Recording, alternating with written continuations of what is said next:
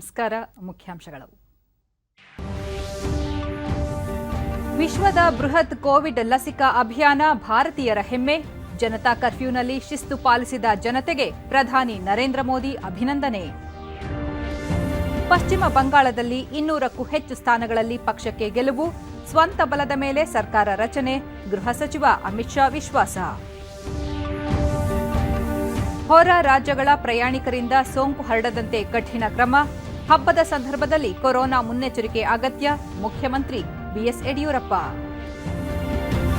ಜೂನ್ನಿಂದ ಆರಂಭವಾಗಲಿರುವ ಪವಿತ್ರ ಅಮರನಾಥ ಯಾತ್ರೆ. ಏಪ್ರಿಲ್ 1ರಿಂದ ನೋಂದಣಿ ಆರಂಭ. ವಾರ್ತೆಗಳ ವಿವರ. ಆಕಾಶವಾಣಿಯ ತಿಂಗಳ ಮನದ ಮಾತು ತಮಗೆ ಹೆಮ್ಮೆ ಹಾಗೂ ಆನಂದದ ವಿಷಯವಾಗಿದ್ದು, ಮನದ ಮಾತಿನ ಎಲ್ಲ ಶ್ರೋತೃಗಳಿಗೂ ಕೃತಜ್ಞತೆಗಳು ಎಂದು ಪ್ರಧಾನಿ ನರೇಂದ್ರ ಮೋದಿ ಹೇಳಿದ್ದಾರೆ. 75ನೇ ಕಂತಿನ ಮನದ ಮಾತಿನಲ್ಲಿಂದು ಪ್ರಧಾನಿ 2014ರ ಅಕ್ಟೋಬರ್ 3ರಂದು ಆರಂಭಿಸಿದ ಈ ವೈಚಾರಿಕ ಸೈದ್ಧಾಂತಿಕ ಯಾತ್ರೆಯನ್ನು ನಿನ್ನೆ ಮೊನ್ನೆಯಷ್ಟೇ ಆರಂಭಿಸಿದಂತಿದೆ. ದೇಶದ ಮೂಲೆ ಮೂಲೆಯ ಜನರೊಂದಿಗೆ ಮಾತನಾಡಿ ಅವರ ಅಸಾಧಾರಣ ಕೆಲಸದ ಬಗ್ಗೆ ಅರಿಯಲು ಇದರಿಂದ ಸಾಧ್ಯವಾಗಿದೆ. 75 ಸಂಚಿಕೆಯ ಅವಧಿಯಲ್ಲಿ ಎಷ್ಟೊಂದು ವಿಷಯಗಳ ಅವಲೋಕನವಾಯಿತು ಎಂದು ಪ್ರಧಾನಿ ಅಚ್ಚರಿ ವ್ಯಕ್ತಪಡಿಸಿದ್ದಾರೆ. ದೇಶಕ್ಕೆ ಸ್ವಾತಂತ್ರ್ಯ ಲಭಿಸಿದ 75ನೇ ಅಮೃತ ಮಹೋತ್ಸವ ವರ್ಷದ ಸಂದರ್ಭದಲ್ಲಿಯೇ ಮನ್ ಕಿ ಬಾತ್ 75ನೇ ಸಂಚಿಕೆ ಮುಗಿದಿದೆ. ನಮ್ಮ ಸ್ವಾತಂತ್ರ್ಯ ಹೋರಾಟಗಾರರ ತ್ಯಾಗವು ನಾಗರಿಕನಾಗಿ ನಮ್ಮ ಕರ್ತವ್ಯಗಳ ಬಗ್ಗೆ ಯೋಚಿಸಲು ಪ್ರೇರೇಪಿಸಬೇಕೆಂದು ಪ್ರಧಾನಿ ಹೇಳಿದ್ದಾರೆ. ಕಳೆದ ವರ್ಷ ಇದೇ ಮಾರ್ಚ್ ತಿಂಗಳಲ್ಲಿಯೇ ದೇಶ ಪ್ರಥಮ ಬಾರಿಗೆ ಜನತಾ ಕರ್ಫ್ಯೂ ಎಂಬ ಶಬ್ದವನ್ನು ಕೇಳಿತ್ತು. ಆದರೆ ಜನತಾ ಕರ್ಫ್ಯೂ ಎಂಬುದು ಸಂಪೂರ್ಣ ವಿಶ್ವಕ್ಕೆ ಒಂದು ಆಶ್ಚರ್ಯವೆನಿಸಿತ್ತು. ಮೊದಲಿನಿಂದಲೂ ಭಾರತದ ಜನರು ಕೋವಿಡ್-19 ವಿರುದ್ಧ ಉತ್ಸಾಹಭರಿತ ಹೋರಾಟವನ್ನು ಮಾಡಿದ್ದಾರೆ ಎಂದು ಶ್ಲಾಘಿಸಿದ ಪ್ರಧಾನಿ, ಜನತಾ ಕರ್ಫ್ಯೂ ಶಿಸ್ತಿನ ಅಭೂತಪೂರ್ವ ಉದಾಹರಣೆಯಾಗಿತ್ತು. ಮುಂಬರುವ ಪೀಳಿಗೆ ಇದರ ಬಗ್ಗೆ ಖಂಡಿತ ಹೆಮ್ಮೆ ಪಡುತ್ತದೆ ಎಂದು ಹೇಳಿದ್ದಾರೆ. ಭಾರತ ಜಗತ್ತಿನಲ್ಲೇ ಅತಿದೊಡ್ಡ ಲಸಿಕೆ ಅಭಿಯಾನ ಪ್ರತಿಯೊಬ್ಬರೂ ಹೆಮ್ಮೆ ಪಡುವಂತಹ ವಿಷಯವಾಗಿದೆ. ಹಲವು ಶತಾಯುಷಿಗಳು ಲಸಿಕೆಯ ಮೊದಲ ಡೋಸ್ ಪಡೆದುಕೊಂಡಿದ್ದಾರೆ. ಲಸಿಕೆ ಪಡೆದುಕೊಳ್ಳುವಲ್ಲಿ ಕುಟುಂಬದ ಹಿರಿಯರ ಉತ್ಸಾಹ ಎದ್ದು ಕಾಣುತ್ತಿದೆ. ಈ ಎಲ್ಲದರ ನಡುವೆ ಕೊರೋನಾ ವಿರುದ್ಧ ಹೋರಾಟದ ಮಂತ್ರವನ್ನು ಪ್ರತಿಯೊಬ್ಬರೂ ಗಮನದಲ್ಲಿಟ್ಟುಕೊಂಡು ಪಾಲಿಸಬೇಕು ಎಂದು ಪ್ರಧಾನಿ ಮನವಿ ಮಾಡಿದ್ದಾರೆ. देश के एक एक नागरिक की जान बचाने के लिए जी जान से जूझते रहे. पिछले साल इस समय सवाल था कि कोरोना की वैक्सीन कब तक आएगी. साथियों, हम सबके लिए गर्व की बात है कि आज भारत दुनिया का सबसे बड़ा वैक्सीनेशन प्रोग्राम चला रहा है. भारत की क्रिकेटर ಭಾರತದ ನಾರಿ ಶಕ್ತಿ ಕ್ರೀಡಾ ಕ್ಷೇತ್ರದಲ್ಲಿ ಉತ್ತಮ ಸಾಧನೆ ಮಾಡುತ್ತಿದೆ. ಕ್ರಿಕೆಟ್ ಮಿತಾಲಿ ರಾಜ್, ಬ್ಯಾಡ್ಮಿಂಟನ್ ಆಟಗಾರ್ತಿ ಪಿವಿ ಸಿಂಧು ಅವರ ಇತ್ತೀಚಿನ ಕ್ರೀಡಾ ಸಾಧನೆಗಳನ್ನು ಪ್ರಧಾನಿ ಶ್ಲಾಘಿಸಿದರು. बहुत बहुत बधाई. वनडे इंटरनेशनल्स में 7,000 रन बनाने वाली भी वो अकेली अंतर्राष्ट्रीय महिला खिलाड़ी है. ಕೆಲ ದಿನಗಳ ಹಿಂದೆ ನಡೆದ ಮಾರಿಟೈಮ್ ಇಂಡಿಯಾ ಶೃಂಗಸಭೆಯಲ್ಲಿ ದೇಶದ ಲೈಟ್ ಹೌಸ್ಗಳ ಸುತ್ತಮುತ್ತ ಪ್ರವಾಸಿ ಸೌಲಭ್ಯಗಳನ್ನು ಅಭಿವೃದ್ಧಿಪಡಿಸುವ ಕುರಿತು ಪ್ರಸ್ತಾಪಿಸಿದ್ದೆ. हजारों लाखों को प्रेरित किया है. उनके कठोर परिश्रम और सफलता की कहानी न सिर्फ महिला क्रिकेटरों बल्कि पुरुष क्रिकेटरों के लिए भी एक प्रेरणा है. इसी मार्च महीने में जब हम महिला दिवस सेलिब्रेट कर रहे थे, तब कई महिला खिलाड़ियों ने मेडल्स और रिकॉर्ड्स अपने नाम किए हैं. दिल्ली में आयोजित शूटिंग में ISSF वर्ल्ड कप में भारत शीर्ष स्थान पर रहा. ಕೆಲ ದಿನಗಳ ಹಿಂದೆ ನಡೆದ ಮಾರಿಟೈಮ್ ಇಂಡಿಯಾ ಶೃಂಗಸಭೆಯಲ್ಲಿ ದೇಶದ ಲೈಟ್ ಹೌಸ್ಗಳ ಸುತ್ತಮುತ್ತ ಪ್ರವಾಸಿ ಸೌಲಭ್ಯಗಳನ್ನು ಅಭಿವೃದ್ಧಿಪಡಿಸುವ ಕುರಿತು ಪ್ರಸ್ತಾಪಿಸಿದ್ದೆ. ನನ್ನ ಮನವಿಯನ್ನು ಗುರುಪ್ರಸಾದ್ ಎಂಬುವರು ಬಹಳ ಆಸಕ್ತಿಯಿಂದ ಮುಂದೆ ಕೊಂಡೊಯ್ಯುತ್ತಿದ್ದಾರೆ. ತಮಿಳುನಾಡಿನ 2 ಲೈಟ್ ಹೌಸ್ಗಳಾದ ಚೆನ್ನೈ ಲೈಟ್ ಹೌಸ್ ಮತ್ತು ಮಹಾಬಲಿಪುರಂ ಲೈಟ್ ಹೌಸ್ಗೆ ಸಂಬಂಧಿಸಿದ ಆಸಕ್ತಿಕರ ವಿಷಯಗಳನ್ನು ಹಂಚಿಕೊಂಡಿದ್ದಾರೆ ಎಂದರು. अनिवार्य होती है, वरना वही कभी कभी हमारे लिए बोझ बन जाती है. भारत के कृषि जगत में ಹೊಸತನ, ಆಧುನಿಕತೆ ಎನ್ನುವುದು ಜೀವನದ ಪ್ರತಿಯೊಂದು ಕ್ಷೇತ್ರದಲ್ಲೂ ಅನಿವಾರ್ಯವಾಗಿದೆ. ಇಲ್ಲದಿದ್ದರೆ ಅದು ಕೆಲವೊಮ್ಮೆ ನಮಗೆ ಹೊರೆಯಾಗಿ ಪರಿಣಮಿಸುತ್ತದೆ. ಕೃಷಿ ಕ್ಷೇತ್ರಕ್ಕೆ ಆಧುನಿಕತೆಯ ಅಗತ್ಯವಿದೆ. ಈಗಾಗಲೇ ಸಾಕಷ್ಟು ಸಮಯ ಕಳೆದು ಹೋಗಿದೆ. ಕೃಷಿ ಕ್ಷೇತ್ರದಲ್ಲಿ ಹೊಸ ಉದ್ಯೋಗಾವಕಾಶ ಸೃಷ್ಟಿಸಲು, ರೈತರ ಆದಾಯವನ್ನು ಹೆಚ್ಚಿಸಲು ಸಾಂಪ್ರದಾಯಿಕ ಕೃಷಿ ಪದ್ಧತಿಗಳ ಜತೆಗೆ ಹೊಸ ಪರ್ಯಾಯಗಳು, ಆವಿಷ್ಕಾರಗಳನ್ನು ಅಳವಡಿಸಿಕೊಳ್ಳುವುದು ಅತ್ಯಂತ ಮುಖ್ಯವಾಗಿದೆ ಎಂದು ಪ್ರಧಾನಿ ತಿಳಿಸಿದ್ದಾರೆ.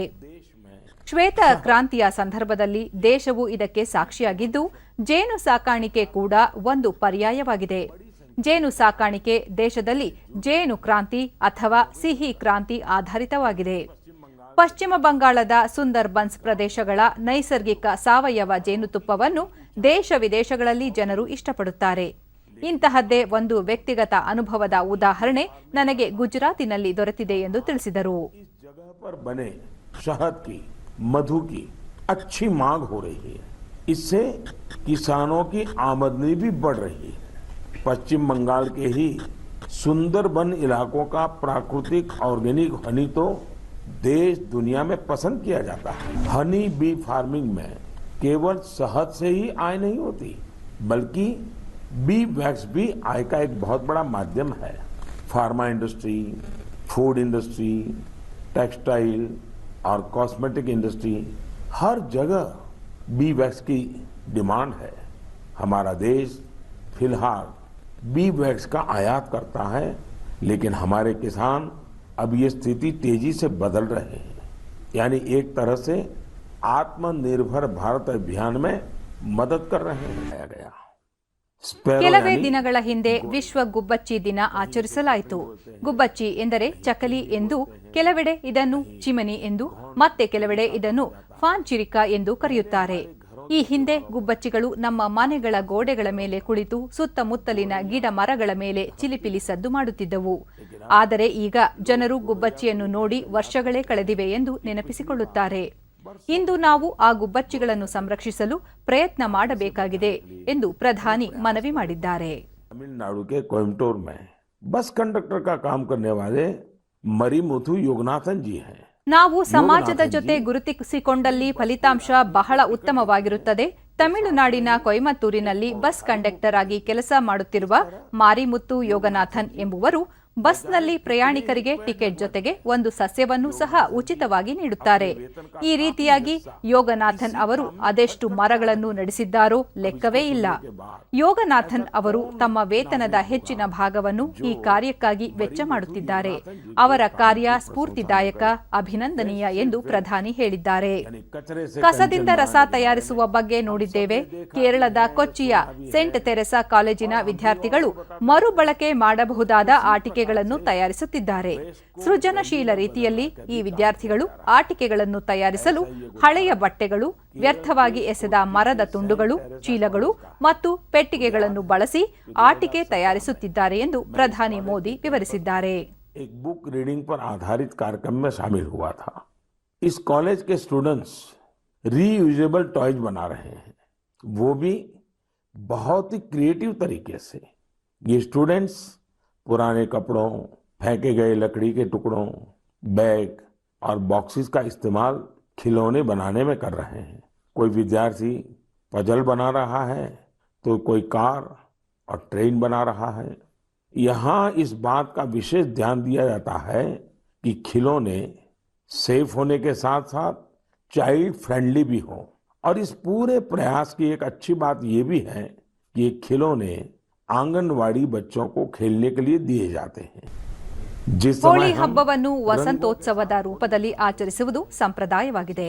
ಬಣ್ಣಗಳಿಂದ ಹೋಳಿ ಆಚರಿಸುವ ಸಮಯದಲ್ಲಿ ವಸಂತ ಕೂಡ 4 ದಿಕ್ಕಿನಲ್ಲಿ ಹೊಸ ಬಣ್ಣ ತುಂಬಿರುತ್ತಾನೆ.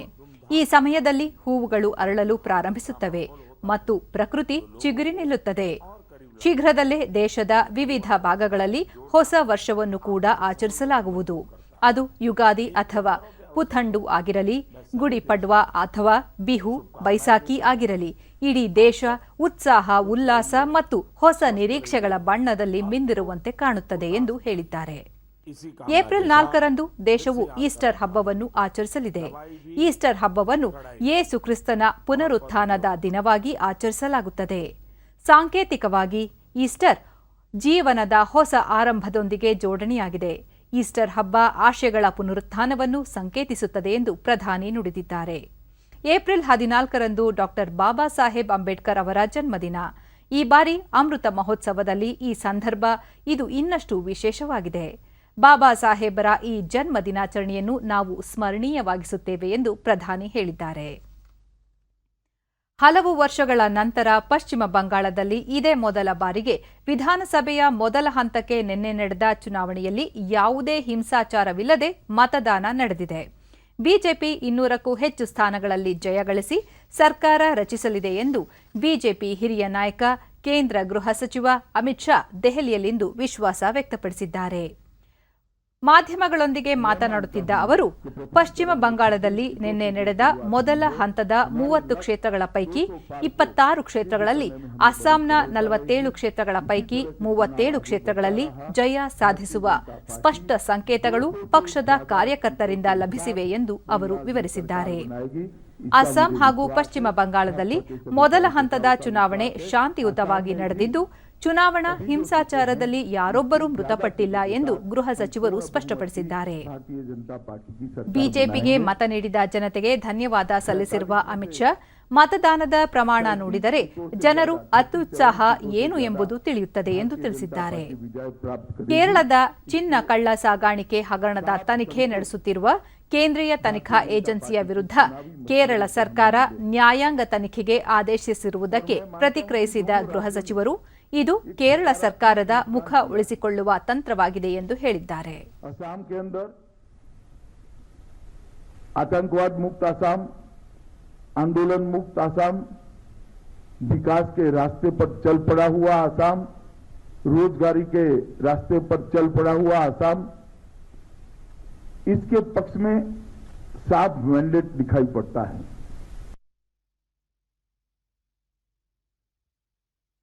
ರಾಜ್ಯದಲ್ಲಿ ಕೊರೋನಾ ಸೋಂಕಿನ ಪ್ರಕರಣಗಳು ಹೆಚ್ಚಾಗುತ್ತಿರುವ ಈ ಸವಾಲಿನ ಸಂದರ್ಭದಲ್ಲಿ ಕೊರೋನಾ ಹರಡುವಿಕೆ ನಿರ್ಲಕ್ಷಿಸಬೇಡಿ, ಯಾವುದೇ ಹಬ್ಬದ ಆಚರಣೆ ಕೊರೋನಾಗೆ ಹಬ್ಬವಾಗದಿರಲಿ ಎಂದು ಮುಖ್ಯಮಂತ್ರಿ ಬಿಎಸ್ ಯಡಿಯೂರಪ್ಪ ಹೇಳಿದ್ದಾರೆ. ಅವರು ತಮ್ಮ ಟ್ವೀಟ್ ಸಂದೇಶದಲ್ಲಿ, ಈ ಬಾರಿ ಹೋಳಿ ಹಬ್ಬವನ್ನು ಕೂಡ ಸುರಕ್ಷಿತವಾಗಿ ಮನೆಯಲ್ಲೇ ಆಚರಿಸಿ, ವರ್ಣರಂಜಿತ ಮಾಸ್ಕ್ ಧರಿಸಿ, ವ್ಯಕ್ತಿಗತ ಅಂತರ ಅತ್ಯಗತ್ಯ, ಸರ್ಕಾರದ ಮಾರ್ಗಸೂಚಿಗಳನ್ನು ತಪ್ಪದೆ ಪಾಲಿಸಿ ಎಂದು ಸಾರ್ವಜನಿಕರಲ್ಲಿ ಮನವಿ ಮಾಡಿದ್ದಾರೆ.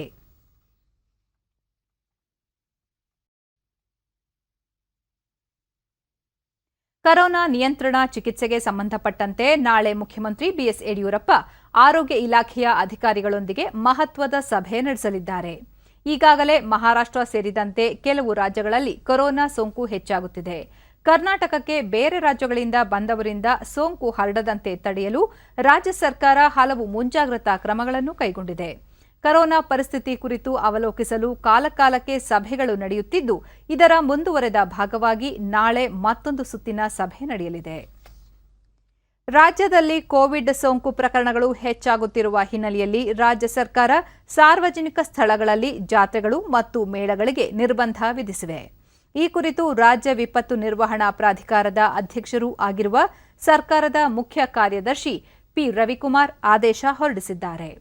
ಮುಂಬರುವ ಧಾರ್ಮಿಕ ಹಬ್ಬಗಳಾದ ಯುಗಾದಿ, ಹೋಳಿ, ಶಬ್ ಎ ಬಾರಾತ್, ಗುಡ್ ಫ್ರೈಡೆ ಮುಂತಾದ ಹಬ್ಬ, ಜಾತ್ರೆಗಳ ಸಂದರ್ಭದಲ್ಲಿ ರಾಜ್ಯದ ಯಾವುದೇ ಸಾರ್ವಜನಿಕ ಸ್ಥಳಗಳಲ್ಲಿ, ಮೈದಾನಗಳಲ್ಲಿ, ಉದ್ಯಾನವನ, ಮಾರುಕಟ್ಟೆ, ಧಾರ್ಮಿಕ ಸ್ಥಳಗಳಲ್ಲಿ ಯಾವುದೇ ರೀತಿಯ ಸಾರ್ವಜನಿಕ ಸಭೆ, ಸಮಾರಂಭಗಳನ್ನು ನಡೆಸಬಾರದು ಎಂದು ಆದೇಶಿಸಲಾಗಿದೆ. ವಿವಿಧ ಧಾರ್ಮಿಕ ಹಬ್ಬಗಳಿಗೆ ಸಂಬಂಧಿಸಿದಂತೆ ಜಾತ್ರೆಗಳು, ಮೇಳಗಳಲ್ಲಿ ಜನ ಗುಂಪು ಸೇರುವುದನ್ನು ಸಹ ನಿಷೇಧಿಸಲಾಗಿದೆ. ದೇಶದಲ್ಲಿ ನಡೆಯುತ್ತಿರುವ ಕೋವಿಡ್-19 ಲಸಿಕಾ ಅಭಿಯಾನದಲ್ಲಿ ಈವರೆಗೆ ಸುಮಾರು 6 ಕೋಟಿಗೂ ಅಧಿಕ ಮಂದಿಗೆ ಲಸಿಕೆ ಹಾಕುವ ಮೂಲಕ ಭಾರತ ಮಹತ್ವದ ಮೈಲಿಗಲ್ಲು ಸ್ಥಾಪಿಸಿದೆ. ವಿಶ್ವದ ಅತಿದೊಡ್ಡ ಲಸಿಕಾ ಅಭಿಯಾನವನ್ನು ಕೈಗೊಂಡಿರುವ ಭಾರತ ನಿನ್ನೆ ಒಂದೇ ದಿನ 15 ಲಕ್ಷಕ್ಕೂ ಅಧಿಕ ಮಂದಿಗೆ ಲಸಿಕೆಯನ್ನು ಹಾಕಿದೆ. ಕೇವಲ 71 ದಿನಗಳ ಅಲ್ಪಾವಧಿಯಲ್ಲಿ 6 ಕೋಟಿಗೂ ಅಧಿಕ ಮಂದಿಗೆ ಲಸಿಕೆ ಹಾಕುವ ಮೂಲಕ ಅತ್ಯಂತ ವೇಗವಾಗಿ ಲಸಿಕೆ ಹಾಕಿದ ರಾಷ್ಟ್ರಗಳಲ್ಲಿ ಒಂದಾಗಿ ಗುರುತಿಸಲ್ಪಟ್ಟಿದೆ. ದೇಶದಲ್ಲಿ ಕಳೆದ ಜನವರಿ 16ರಿಂದ ಲಸಿಕಾ ಅಭಿಯಾನವನ್ನು ಕೈಗೆತ್ತಿಕೊಳ್ಳಲಾಗಿದೆ. ಮೊದಲಿಗೆ ಆರೋಗ್ಯ ಕಾರ್ಯಕರ್ತರಿಗೆ ಲಸಿಕೆ ನೀಡಲಾಗಿತ್ತು. ಫೆಬ್ರವರಿ 2ರಿಂದ ಮುಂಚೂಣಿ ಕಾರ್ಯಕರ್ತರಿಗೆ, ಮಾರ್ಚ್ 1ರಿಂದ 60 ವರ್ಷ ಮೇಲ್ಪಟ್ಟವರಿಗೆ ಹಾಗೂ 45 ವರ್ಷ ಮೇಲ್ಪಟ್ಟ ಅನಾರೋಗ್ಯ ಪೀಡಿತರಿಗೆ ಲಸಿಕೆ ಹಾಕಲಾಗುತ್ತಿತ್ತು.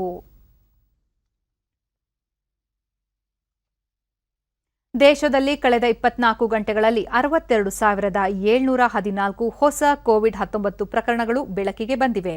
ಇದರೊಂದಿಗೆ 28,739 ಮಂದಿ ಗುಣಮುಖರಾಗಿದ್ದು 312 ಮಂದಿ ಮೃತಪಟ್ಟಿದ್ದಾರೆ.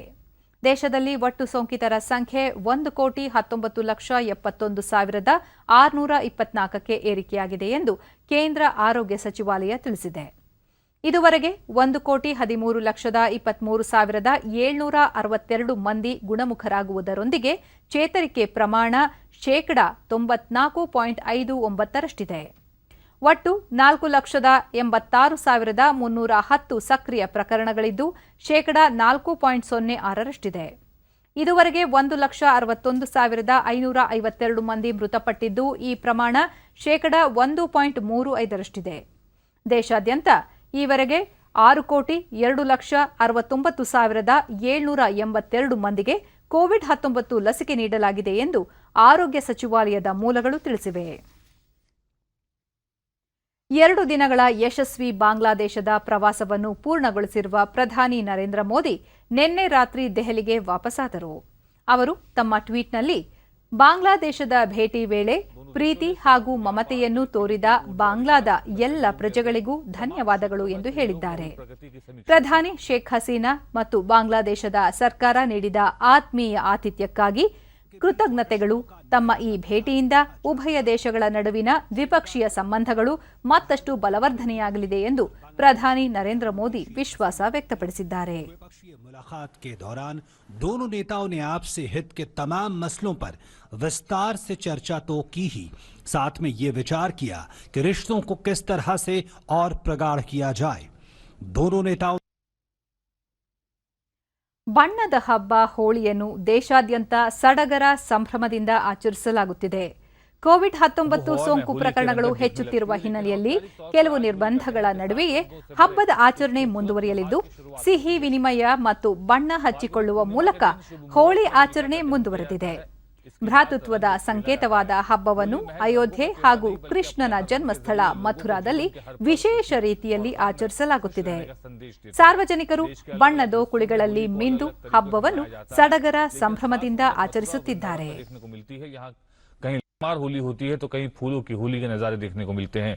हालांकि इस बार कोरोना महामारी के चलते कई राज्यों में सार्वजनिक स्तर पर होली कार्यक्रमों पर पाबंदी लगाई गई है, लेकिन इस मुश्किल वक्त में होली का जज्बा जरूर लोगों को उम्मीद की रोशनी दिखा रहा है.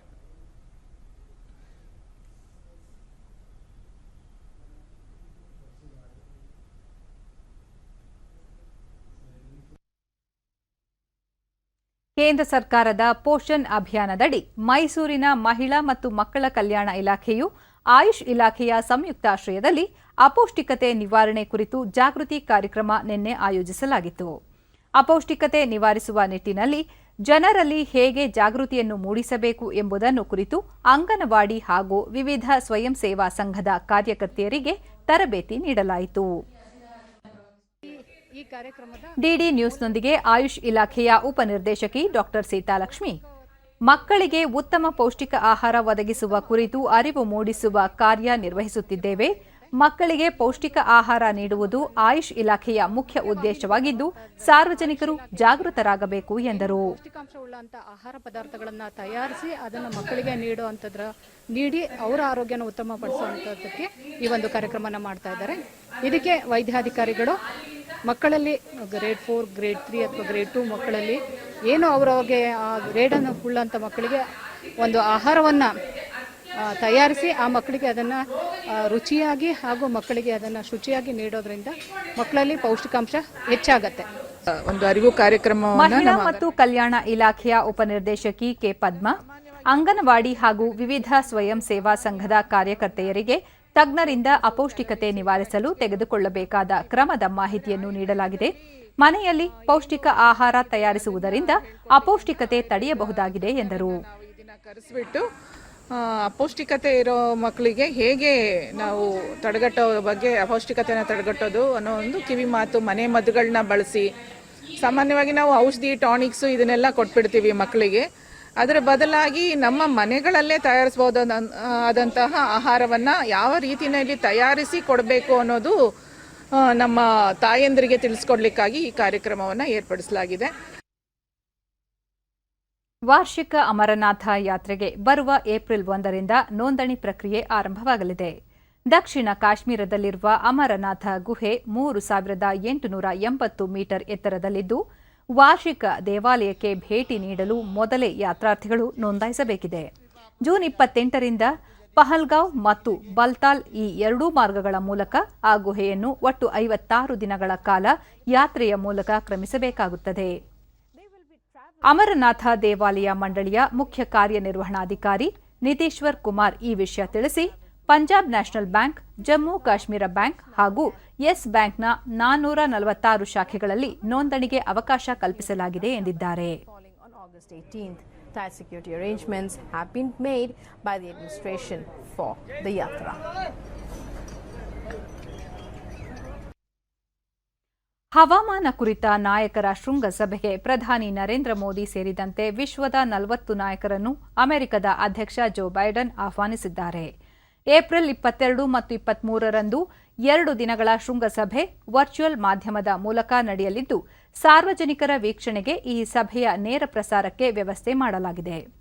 ಗ್ಲಾಸ್ಗೋನಲ್ಲಿ ಬರುವ ನವೆಂಬರ್ನಲ್ಲಿ ನಡೆಯಲಿರುವ ವಿಶ್ವಸಂಸ್ಥೆಯ ಹವಾಮಾನ ಬದಲಾವಣೆ ಕುರಿತ ಸಮಾವೇಶಕ್ಕೆ ಪೂರ್ವಭಾವಿಯಾಗಿ ಈ ಶೃಂಗಸಭೆ ಪ್ರಮುಖ ಮೈಲಿಗಲ್ಲು ಆಗಲಿದೆ ಎಂದು ಶ್ವೇತಭವನದ ಮೂಲಗಳು ತಿಳಿಸಿವೆ.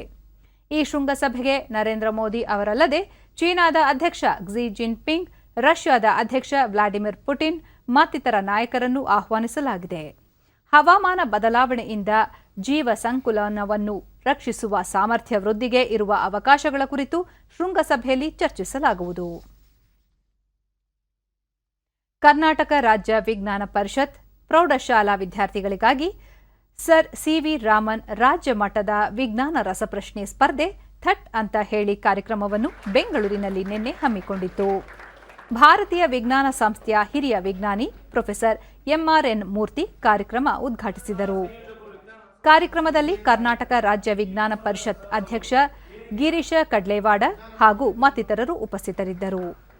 ದೂರದರ್ಶನ ಚಂದನ ವಾಹಿನಿಯ ಸಹಯೋಗದಲ್ಲಿ ಕಾರ್ಯಕ್ರಮ ಆಯೋಜಿಸಿದ್ದು, 3 ದಿನ ಸ್ಪರ್ಧೆ ಚಂದನ ವಾಹಿನಿಯಲ್ಲಿ ಪ್ರಸಾರವಾಗಲಿದೆ. ವಿಜ್ಞಾನಿ ಪ್ರೊಫೆಸರ್ ಎಂಆರ್ಎನ್ ಮೂರ್ತಿ ವಿದ್ಯಾರ್ಥಿಗಳಿಗೆ ಸ್ಫೂರ್ತಿದಾಯಕ ವಿಷಯಗಳನ್ನು ತಿಳಿಸಿ ಉತ್ತೇಜಿಸಿದರು. ನಮ್ಮ ಇಂಡಿಯಾದ 130 ಕೋಟಿ ಜನರಲ್ಲಿ 2 ಕೋಟಿ ಜನ ಕಾಯಿಲೆ ಬಂದುಬಿಟ್ಟಿದೆ. ಬಟರ್ಫ್ಲೈ ಎಫೆಕ್ಟ್ ಅಲ್ಲಿರೋದು ನೋಡಿ, ಚಿಟ್ಟೆ ರೆಕ್ಕೆ ಬಾರಿಸಿದ್ರೆ ಕ್ಯಾಲಿಫೋರ್ನಿಯಾದಲ್ಲಿ ಭೂಕಂಪ ಆಗುತ್ತೆ. ವುಹಾನ್ನಲ್ಲಿ ಒಬ್ಬ ಪ್ಯಾಂಗೋಲಿನ್ ತಿಂದಿದ್ದು 200 ಕೋಟಿ ಜನ ಒದ್ದಾಡಿದ್ದಾರೆ, ಎಷ್ಟೋ ಜನ ಸತ್ತೋಗಿದ್ದಾರೆ. ಸುಮಾರು ಜನ ಹೊಸ ಕಾರ್ಯಕ್ರಮ ಪಿಜಿ ಕೃಷ್ಣಮೂರ್ತಿ ರಾಜ ಅರಸು 11 ವರ್ಷಗಳಿಂದ ಈ ರಸಪ್ರಶ್ನೆ ಸ್ಪರ್ಧೆ ನಡೆಸುತ್ತಿದ್ದು, ಕಾರ್ಯಕ್ರಮದಿಂದ ಪ್ರಭಾವಿತರಾಗಿ ಸಾಕಷ್ಟು ಸಂಗತಿಗಳನ್ನು ಅರಿತುಕೊಳ್ಳಲು ಸಾಧ್ಯವಾಗಿದೆ ಎಂದರು. ಈ ರಸಪ್ರಶ್ನೆ ಅನ್ನೋದು ಕಲಿಕೆ ಆಗಲಿಕ್ಕೆ ಒಂದು ವಿನೂತನವಾದ ವಿಧಾನ ಅಂತ ನಾವು ಅಂದ್ಕೊಂಡಿದ್ವಿ. ವಿನೂತನವಾದ ವಿಧಾನ ಏನಲ್ಲ, ಬಹಳ ಪುರಾತನ ಕಾಲದಿಂದಲೂ ಕಲಿಕೆಗೆ ಬಳಸ್ತಾ ಇರ್ತಕ್ಕಂಥ ಒಂದು ಮೆಥಡ್. ಅದರಲ್ಲಿ ರಸಪ್ರಶ್ನೆ ಕೂಡ ಕಲಿಕೆಯನ್ನು ಉಂಟು ಮಾಡ್ತಕ್ಕಂಥ ಮೆಥಡ್. ಅದರಲ್ಲಿ ಬಹಳ ಪ್ರಭಾವಶಾಲಿಯಾಗಿ ರಸಪ್ರಶ್ನೆ ಕಲಿಕೆಯನ್ನು ಉಂಟು ಮಾಡ್ತಕ್ಕಂಥ ಮೆಥಡ್. ಕಾರ್ಯದರ್ಶಿ ಕೃಷ್ಣೇಗೌಡ, ಹೆಚ್ಚಿನ ಸಂಖ್ಯೆಯಲ್ಲಿ ವಿದ್ಯಾರ್ಥಿಗಳು ಭಾಗಿಯಾಗಿರುವುದು ಸಂತಸದ ಸಂಗತಿ ಎಂದರು. ಈ ರೀತಿಯ ಕಾರ್ಯಕ್ರಮಗಳನ್ನು ಆಯೋಜಿಸದೆ ನಾವೆಲ್ಲರೂ ಕೂಡ ಈ ಕಾರ್ಯಕ್ರಮದಲ್ಲಿ ಭಾಗವಹಿಸಬೇಕು. ಈ ಕಾರ್ಯಕ್ರಮದ ಪ್ರಯೋಜನವನ್ನ ಎಲ್ಲರೂ ಕೂಡ ಪಡಿಬೇಕು. ಗಿರೀಶ್ ಕಡ್ಲೇವಾಡ, ರಸಪ್ರಶ್ನೆ ಮಾದರಿಯ ಪ್ರಶ್ನೆಗಳನ್ನು ಎದುರಿಸುವುದರಿಂದ ವಿದ್ಯಾರ್ಥಿಗಳಿಗೆ ಆತ್ಮವಿಶ್ವಾಸ ವೃದ್ಧಿಗೆ ಸಹಕಾರಿಯಾಗಲಿದೆ ಎಂದು ತಿಳಿಸಿದರು. ಸಾಕಷ್ಟು ಅದರಿಂದ ಅನಾಹುತಗಳು ಆಗಿದೆ. ಇದರ ಮಧ್ಯನೂ ಕೂಡ ನಾವು ಬದುಕಬೇಕಾಗಿದೆ. ಹಾಗಂತ ನಾವು ಒಂದೇ ಕಡೆ ಇರೋಕೆ ಆಗೋದಿಲ್ಲ. ಎಚ್ಚರಿಕೆಯಿಂದ ಇರಬೇಕನ್ನೋದನ್ನು ನಾವು ರೂಢಿ ಮಾಡ್ಕೋಬೇಕಾಗಿದೆ. ಕೆನರಾ ಬ್ಯಾಂಕ್ ಸಹಭಾಗಿತ್ವದಲ್ಲಿ ಸ್ನೇಹದೀಪ ವಿಶೇಷ ಚೇತನರ ಸಂಸ್ಥೆ ಬೆಂಗಳೂರಿನಲ್ಲಿಂದು ಆಯೋಜಿಸಿದ್ದ ಪ್ರತಿಭಾನ್ವೇಷಣೆ ರಾಜ್ಯಮಟ್ಟದ ಸಾಂಸ್ಕೃತಿಕ ಕಾರ್ಯಕ್ರಮವನ್ನು ಚಲನಚಿತ್ರ ನಟಿ ಶ್ರೀರಕ್ಷಾ ಉದ್ಘಾಟಿಸಿದರು. ನಟಿ ರೂಪಿಕಾ, ಸಂಗೀತ ನಿರ್ದೇಶಕರಾದ ಅನನ್ಯ ಭಾರ್ಗವ ಮತ್ತಿತರರು ಉಪಸ್ಥಿತರಿದ್ದರು.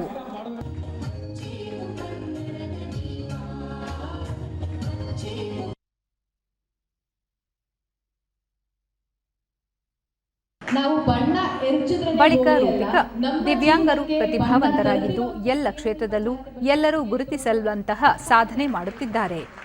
ಅವರಲ್ಲಿರುವ ಪ್ರತಿಭೆಯನ್ನು ಗುರುತಿಸಲು ಇಂತಹ ವೇದಿಕೆಗಳ ಅಗತ್ಯವಿರುವುದಾಗಿ ಹೇಳಿದರು. ಯಾಕೆ ಅಂದ್ರೆ ಕರ್ನಾಟಕದ ನೆಲೆ ಸಂಸ್ಕೃತಿ ಸಂಸ್ಕಾರ ಹಾಗೆ ಯಾವುದೇ ಒಂದು ಕ್ಷೇತ್ರದಲ್ಲಿ ಸಾಧಕರಿಲ್ಲ ಹೇಳಿ, ಎಲ್ಲಾ ಕ್ಷೇತ್ರದಲ್ಲೂ ಸಾಧಕರಿದ್ದೀವಿ.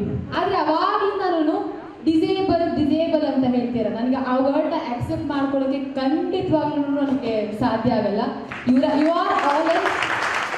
ಇವತ್ತು ನಿಮ್ಗೆ ಒಂದು ಸ್ಪೆಷಲ್ ಆಗಿರುವಂತ ಒಂದು ಹೆಸರು ಕೊಡಬೇಕು ಅಂತ ಅನ್ಕೊಂಡಿದೀನಿ. ಯಾರು ಡಿಸೇಬಲ್ ಅಲ್ಲ, ಯಾರಿಗೆ ಎಲ್ಲಾನು ಇದು ಸಾಧನೆ ಮಾಡೋದಲ್ಲ, ಅವ್ರು ಆಕ್ಚುಲಿ ಡಿಸೇಬಲ್. ನೀವೆಲ್ಲ ಅಚೀವರ್ಸ್ ಅಂತ ಹೇಳಕ್ಕೆ ನಾನು ಇಷ್ಟಪಡ್ತೀನಿ. ಬಿಜೆಪಿ ಹಿರಿಯ ಮುಖಂಡ ರಾಮಚಂದ್ರೇಗೌಡ, ವಿಶೇಷ ಚೇತನರು ಬಾಹ್ಯವಾಗಿ ದಿವ್ಯಾಂಗರಾದರೂ ಆಂತರಿಕವಾಗಿ ದಿವ್ಯ ದೃಷ್ಟಿಯನ್ನು ಹೊಂದಿರುವುದಾಗಿ ತಿಳಿಸಿದರು. ಆಂತರಿಕವಾಗಿ ಭಗವಂತನ ದರ್ಶನ ಮಾಡತಕ್ಕಂತಹ ಸಾಮರ್ಥ್ಯವುಳ್ಳ ನಿಮ್ಮನ್ನು ನೋಡೋದಕ್ಕೋಸ್ಕರವಾಗಿ ಬಹಳ ಸಂತೋಷ ಆಗಿದೆ. ಅದಕ್ಕಾಗಿ ನಾನು ಇಲ್ಲಿಗೆ ಬಂದಿದ್ದೇನೆ. ವಿಶೇಷ ಚೇತನರು ಪ್ರಸ್ತುತಪಡಿಸಿದ ವಿವಿಧ ಸಾಂಸ್ಕೃತಿಕ ಕಾರ್ಯಕ್ರಮಗಳು ಜನಮನ ಸೂರೆಗೊಳಿಸಿದವು.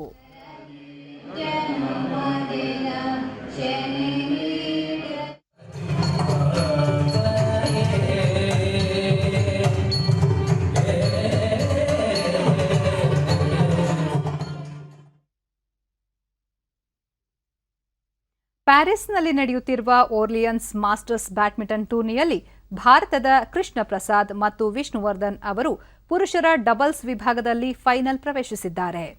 ನಿನ್ನೆ ನಡೆದ ಸೆಮಿಫೈನಲ್ ಪಂದ್ಯದಲ್ಲಿ ಭಾರತದ ಜೋಡಿ ಇಂಗ್ಲೆಂಡ್ನ ಕಲುಮ್ ಹೆಮ್ಮಿಂಗ್ ಮತ್ತು ಸ್ಟೀವ್ ಸ್ಟಾಲ್ಸ್ವುಡ್ ಅವರ ವಿರುದ್ಧ 21-18, 21-17 ಅಂಕಗಳಿಂದ ಜಯಗಳಿಸಿ ಪ್ರಶಸ್ತಿ ಸುತ್ತು ಪ್ರವೇಶಿಸಿತು. ಕೃಷ್ಣ ಪ್ರಸಾದ್ ಮತ್ತು ವಿಷ್ಣುವರ್ಧನ್ ಅವರು ಇಂದು ಚಾಂಪಿಯನ್ ಪಟ್ಟಕ್ಕಾಗಿ ಸೆಣಸಲಿದ್ದಾರೆ. ಈ ನಡುವೆ ಮಿಶ್ರ ಡಬಲ್ಸ್ ವಿಭಾಗದಲ್ಲಿ ಭಾರತದ ಅಶ್ವಿನಿ ಪೊನ್ನಪ್ಪ ಮತ್ತು ಧ್ರುವ್ ಕಪಿಲಾ ಅವರು ಸೆಮಿಫೈನಲ್ಸ್ನಲ್ಲಿ ನಿಕ್ಲಾಸ್ ನೋರ್ ಮತ್ತು ಅಮಾಲಿ ಮೆಗೆಲುಂಡ್ ಎದುರು 21-9, 21-23, 21-7 ಅಂಕಗಳಿಂದ ಸೋಲನುಭವಿಸಿ ಪ್ರಶಸ್ತಿ ಸುತ್ತಿನಿಂದ ನಿರ್ಗಮಿಸಿದರು. ಮಹಿಳೆಯರ ಸಿಂಗಲ್ಸ್ನಲ್ಲಿ ಸೈನಾ ನೆಹ್ವಾಲ್ ಸಹ ಸೆಮಿಫೈನಲ್ ಸುತ್ತಿನ ಹೋರಾಟದಲ್ಲೇ ಲಿನ್ ಕ್ರಿಸ್ಟೋಫರ್ಸನ್ ಎದುರು 17-21, 17-21 ಅಂಕಗಳಿಂದ ಪರಾಭವಗೊಂಡು ಪ್ರಶಸ್ತಿಯ ಆಸೆ ಕೈಬಿಟ್ಟರು. ಕ್ರಿಕೆಟ್.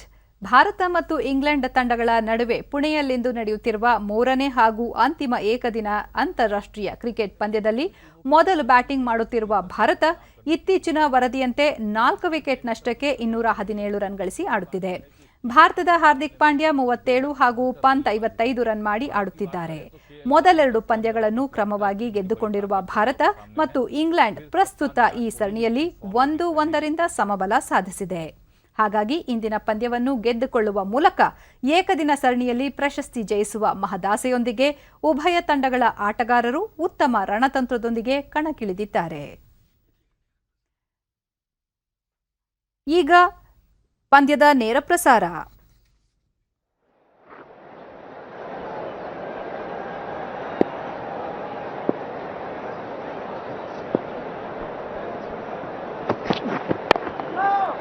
और ये अच्छी गेंद थी, अंदर आती हुई गेंद थी और वहां पर पहले से समझ लिया था उस गेंद को.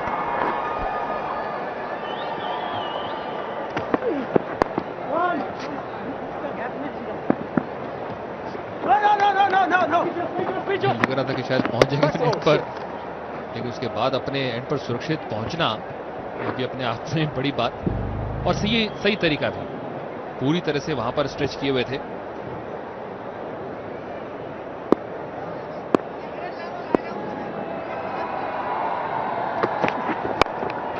बड़े हिट यहां पर, 2 फील्डर्स हालांकि डीपे प्लेस किए गए हैं. ऑन साइड पर काफी स्ट्रांग नजर आए हैं कृणाल. कलाइयों का भी अच्छा इस्तेमाल किया है. एक उपयोगी क्रिकेटर है कृणाल पंड्या भी, हार्दिक पांड्या की ही तरह. ये तुलना में इतनी ज्यादा हार्ड हिटिंग बैटिंग कृणाल के द्वारा नहीं देखने को मिली है अंतर्राष्ट्रीय स्तर पर. आज उनके पास भी मौका है अपना वो हुनर दिखाने का.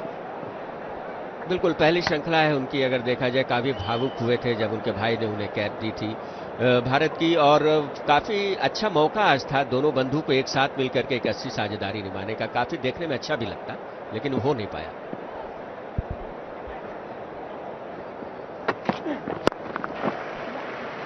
जोर से मारने की कोशिश, अब मिडॉन को पूरी तरह सर्कल तक प्रेस किया गया है।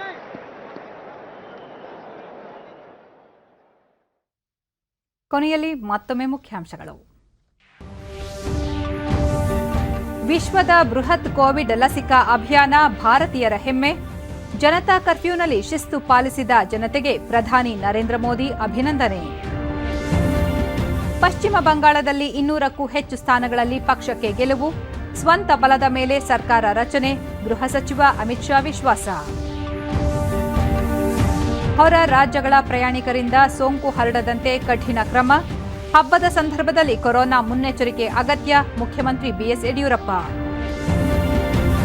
ಜೂನ್ನಿಂದ ಆರಂಭವಾಗಲಿರುವ ಪವಿತ್ರ ಅಮರನಾಥ ಯಾತ್ರೆ. ಏಪ್ರಿಲ್ 1ರಿಂದ ನೋಂದಣಿ ಆರಂಭ. ವೀಕ್ಷಕರೇ ಗಮನಿಸಿ, ನಮ್ಮ ವಾರ್ತಾ ಪ್ರಸಾರವನ್ನು ನೀವು ಡಿಡಿ ಚಂದನ ನ್ಯೂಸ್ ಯೂಟ್ಯೂಬ್ ಚಾನೆಲ್ನಲ್ಲೂ ವೀಕ್ಷಿಸಬಹುದು. ನಮ್ಮ ಮುಂದಿನ ವಾರ್ತಾ ಪ್ರಸಾರ ಸಂಜೆ 7 ಗಂಟೆಗೆ. ನಮಸ್ಕಾರ.